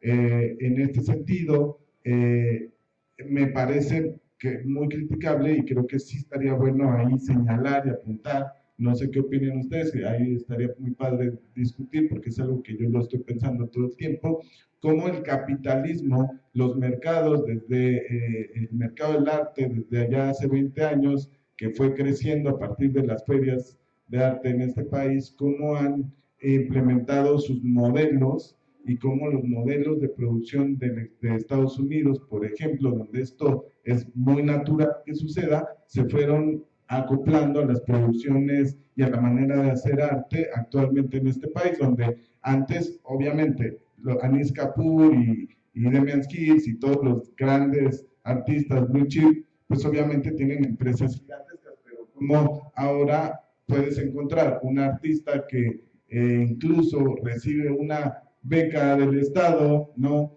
Y ya quiere mandar a hacer sus cosas, como, güey, hazlo tú, o sea, si ni siquiera te alcanza, entonces no quieres ni siquiera molestarte y aprender, o sea, a ver, eso es yo lo que estoy criticando, porque quieren copiar un modelo que ni siquiera es posible en su propia economía, entonces solo por querer replicar literal, repito, un modelo que es impuesto desde afuera, ¿no? Y es un modelo impuesto desde un sistema capitalista. Entonces, eso es lo que a mí me parece que tendríamos que estar cuestionando, y el mismo arte se lo tendría que estar cuestionando. Entonces, yo no lo veo, yo lo veo bien. Ahora, si un artista se quiere decir a sí mismo si es escultor o no es escultor, esa es bronca de cada quien. Lo voy a poner desde otro lugar para hacer mejor el ejemplo. Si yo en este momento puedo decir que soy maratonista, ¿sí? Y pues no hay nadie que me vaya a decir que yo no soy maratonista, incluso me puedo ir a inscribir a un maratón. Ahora, de ahí a que me inscriba al maratón y logre yo llegar a la meta sin desmayarme, pues es otra cosa, ¿no? Entonces, o sea, esa es otra historia. O sea, yo si ahorita digo que soy maratonista y me voy y me inscribo, nadie puede decirme que no lo soy, pero de que yo dudo que yo pueda siquiera llegar a la mitad de la carrera. Entonces, pues prácticamente las etiquetas, hoy en día creo que mucha gente se saca de una con las etiquetas y, ay, ahora sí ya se cree artista. ¿Y qué tiene? O sea, da igual, o sea, todos podemos usar la etiqueta que queramos, ¿no? Ahora la misma vida nos va a exigir qué onda y qué hacer con esa etiqueta. Entonces, pero sí, yo estoy a favor de que todos gocen y sean libres de quererse llamar a sí mismos artistas, cantantes. Otro ejemplo es el fútbol, o sea, pues todos tenemos la capacidad de jugar fútbol, todos hemos jugado fútbol, aunque sea con una lata o una botella de fútbol con los vecinos de barrio, ¿no? Pero pues también, y sigue siendo un jugador de fútbol, o sea, lo estás haciendo, estás practicando el deporte del fútbol, ¿no? Pero no a huevo tienes que jugar, perdón por la grosería, no forzosamente tienes que jugar en las grandes, en primera, ¿no? Y en el Barcelona, o para ser un jugador real de fútbol. O sea, el arte se vive así, desde lo más pequeño hasta los blue chips que están en los museos más importantes del mundo. O sea, la creatividad no se puede medir solamente por el espacio inmenso e importante en el que estás exhibiendo. ¿Ustedes?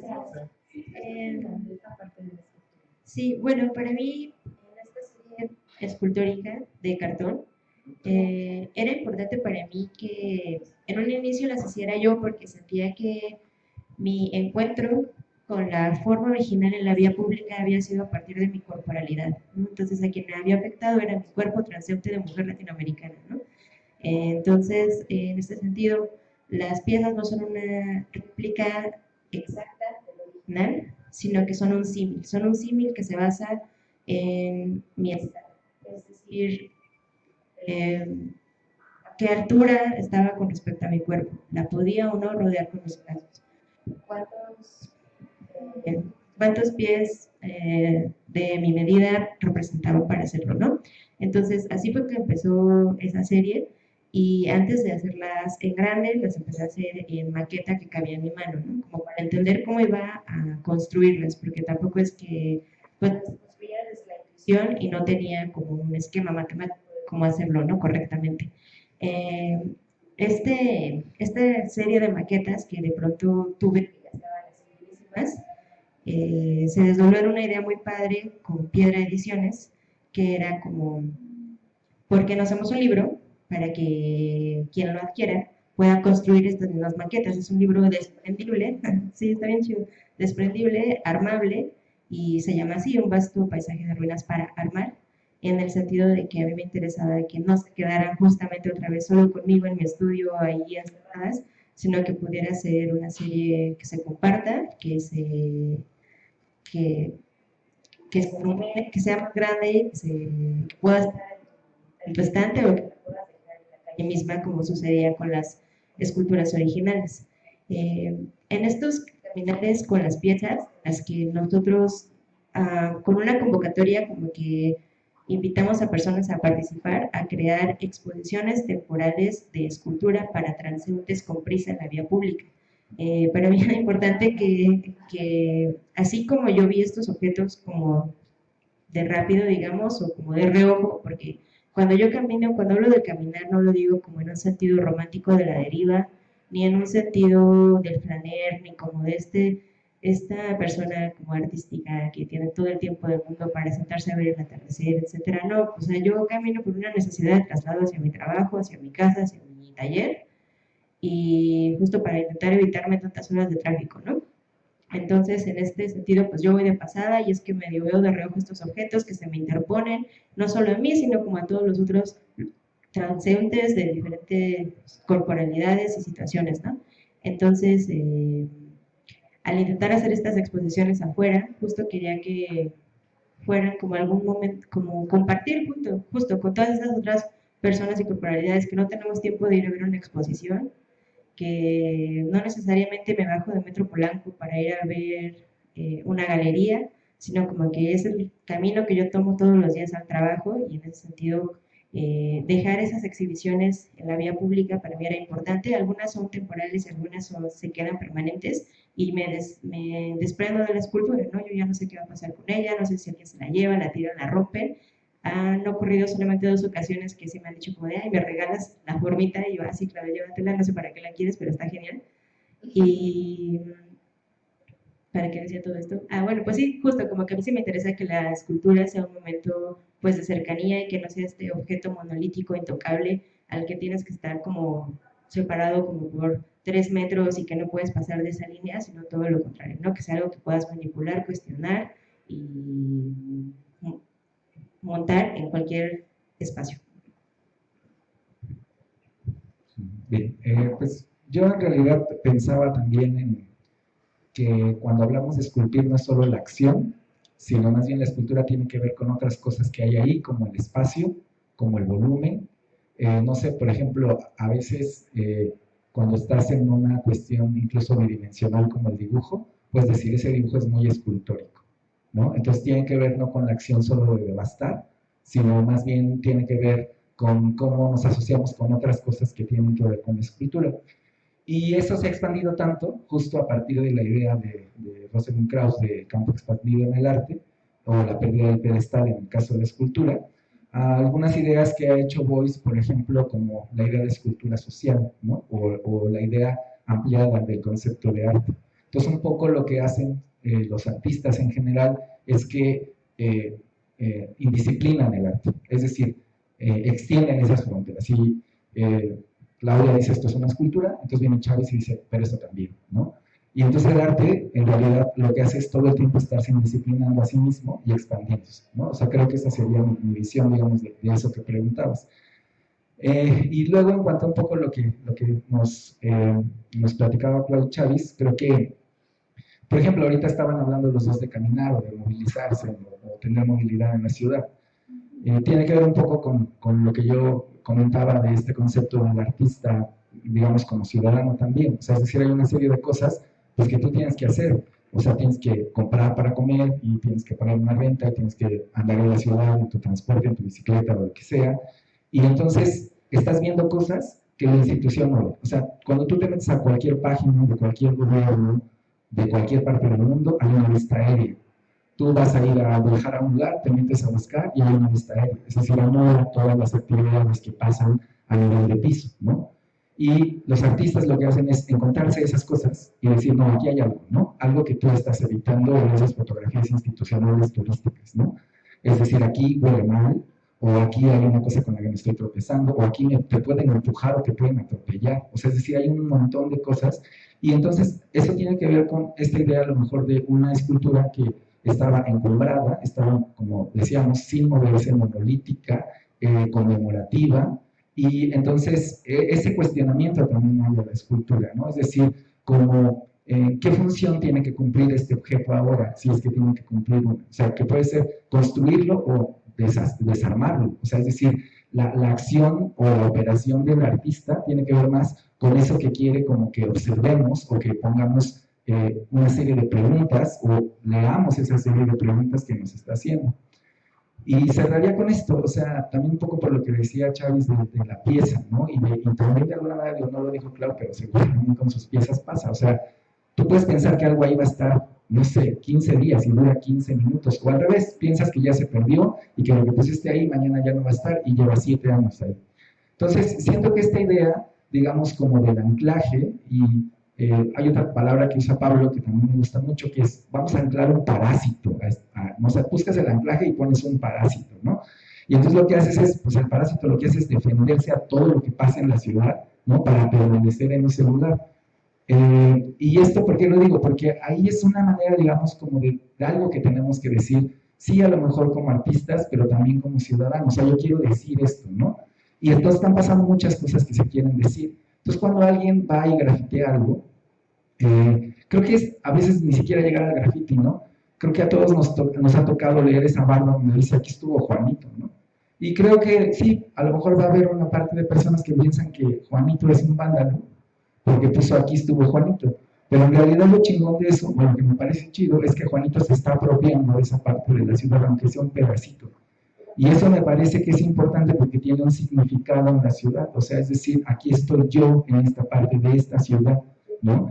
Y creo que eso tiene que ver con esta idea de lo público y la escultura. O sea, es observar eso, que a lo mejor todos estamos observando, pero que el arte tiene la facultad, o los artistas y las artistas, de vomitárnoslos en la cara y decir, mira, aquí hay más preguntas aparte de esas. Y esas preguntas que te estás haciendo no son tontas, o sea, sí importan, ¿no? Entonces, hablamos ese diálogo.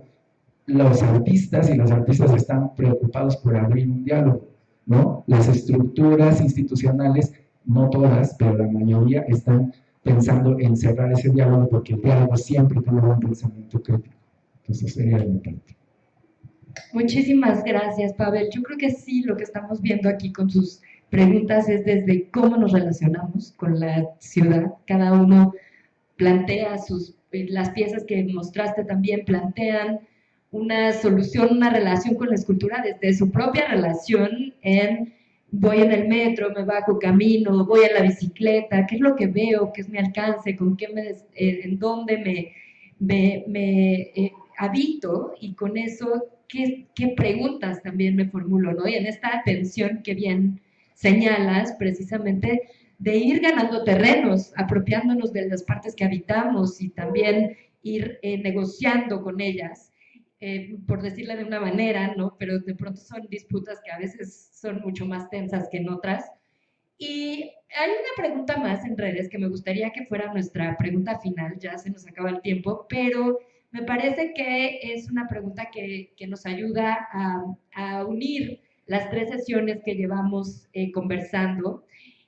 Y les preguntan cómo conciben el futuro, digamos, del arte en espacio público, tomando en cuenta esta ruptura que se dio desde los 70s con Silva y estas nuevas intervenciones de los 90s y 2000s, como las de Zamora o lo que se hacía en Carrillo Gil. ¿Seguirá una especie de loop o hacia dónde va? Tomando en cuenta también que también son los modelos económicos de los que Chávez y Claudia hablaron. Aunado a eso, ¿cómo afrontar la dificultad de justo hacer público este arte con las pocas oportunidades que hay en los espacios culturales, como museos universitarios que no exponen universitarios, como decía Silva Lombardo? No sé si alguno de ustedes quiere compartir primero su visión hacia el futuro, esa perspectiva que al final pues nos sorprenderá seguramente, pero ¿por dónde irán ustedes? Bueno, pues creo que muy relacionado a lo que decía Pablo y lo que dice Chavis, siento que me gusta justamente esa sensación de sorpresa en la vía pública, y así como te sorprende encontrarte como con algo que no necesites o con una nueva barricada que quién sabe para quién es o a qué le sirva, pues que también puedas encontrarte con arte y que no necesariamente tenga que decir como de, esto es en Claudia Luna, ¿no? O sea, ser algo incluso anónimo en el que dejes fluir las piezas y que pues no sabes dónde van a parar, ¿no? Como que ese soltar la hora también es algo que me interesa. Gracias. A mí, como que este tema de hacia dónde va o qué nos deviene el arte en los años que vienen, en el futuro, como me da exactamente, o sea, no me gusta futurear, no, mi pensamiento no está ahí, trabajo en el presente.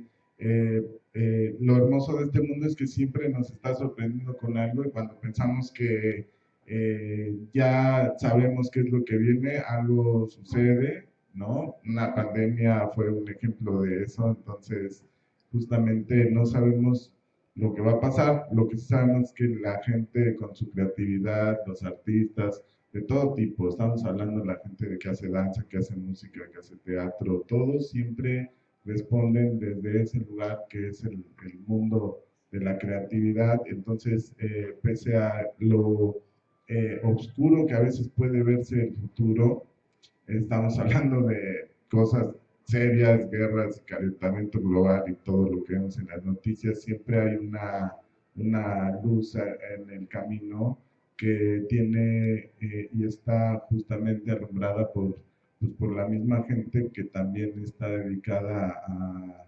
hacer cosas increíbles con lo mucho o poco que pueden tener.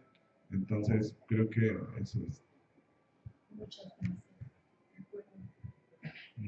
Bueno, yo soy igual, no sé si porque soy muy fatalista, yo sí me asumo a lo mejor del otro lado, ¿no? Pero bueno, finalmente sí creo que la permanencia, sobre todo en Latinoamérica, de las ideas y de la creatividad resuelve sustancialmente muchos problemas que no tienen que ver solo con el arte, no sé, la falta de agua, ¿no? La comunicación, la misma comida. O sea, a veces pienso que la diversidad gastronómica en América Latina tiene que ver con la precariedad. O sea, los ingredientes son los mismos, solo tienes que combinarlos de otra manera porque eso es lo que tienes. Entonces, a lo mejor no estoy pensando en el futuro, pero tampoco me preocupa que no pueda haber futuro, porque la precariedad ha sido algo a lo que se ha enfrentado de manera constante la humanidad, sobre todo en Latinoamérica, y siempre ha tenido una respuesta, ¿no? Entonces, yo creo que el arte no sería una excepción ahí. Tal vez lo conflictivo es si podemos seguir lidiando con el capitalismo, ¿no? Si podemos seguir lidiando con el colonialismo, si podemos seguir lidiando con las cuestiones del patriarcado, como una combinación que no sabes a dónde empieza ni dónde termina, y que si atacas uno no puedes, o sea, dejar de atacar el otro, y entonces en realidad eso es lo que nos tiene en ese contexto que también Chávez decía hace rato, como pues yo no lo he vivido fuera de eso, ¿no? Entonces no sé, las herramientas que hemos ocupado están totalmente relacionadas a ese sistema económico que no solo es el capitalismo, sino es el patriarcado y el colonialismo como algo que está ahí dentro todo el tiempo, ¿no? Y la respuesta a lo mejor es eso, o sea, estamos tratando de hacer preguntas a partir de cómo estamos viendo que se desarrolla el mundo en este momento, ¿no? No sé si haya un arte del futuro o no, pero bueno, también ya intentamos acabar con la pintura y con la muerte de un montón de cosas en el arte que en realidad tampoco han pasado, ¿no? Entonces, no sé, ahí siguen. Muchísimas gracias, Pavel. Y bueno, pues con estas reflexiones, en realidad, vemos cómo la escultura toma nuevas formas y caminos, se mueve, es dinámica, pero continúa ahí cuestionando y generando otras relaciones. Y creo que nos quedamos con eso por lo que atañe a esta sesión. Quisiera agradecerles infinitamente a nuestros invitados. Tenemos aquí un pequeño obsequio para ustedes. Que me ayudan muchísimas gracias. De parte del Museo UNAMOY, del Instituto de Investigaciones sobre la Universidad y la Educación, les agradecemos muchísimo su participación. Allí hay un pequeño espacio escultórico armable, también pensando en otras dimensiones. Y bueno, quiero invitarles, antes de irnos, a un recorrido en el espacio escultórico que tenemos justamente con Pavel y con Carla Rodríguez Hamilton este sábado, que los fines de semana generalmente no está abierto, entonces para quienes pueden, solamente los fines de semana es una gran oportunidad, todavía hay espacio, así que escríbanos un mail y apúntense, va a ser a las 10 de la mañana este sábado. Y bueno, agradecerles muchísimo su presencia, a quienes están aquí, lograron llegar al centro, a quienes nos ven desde sus casas, sus espacios de trabajo, muchas gracias por acompañarnos. Y muchísimas gracias al equipo del museo que ha hecho estas transmisiones posibles. Les agradecemos mucho. Hoy concluimos estas sesiones, pero les queremos agradecer mucho su apoyo. Y bueno, pues muy lindo día. Gracias.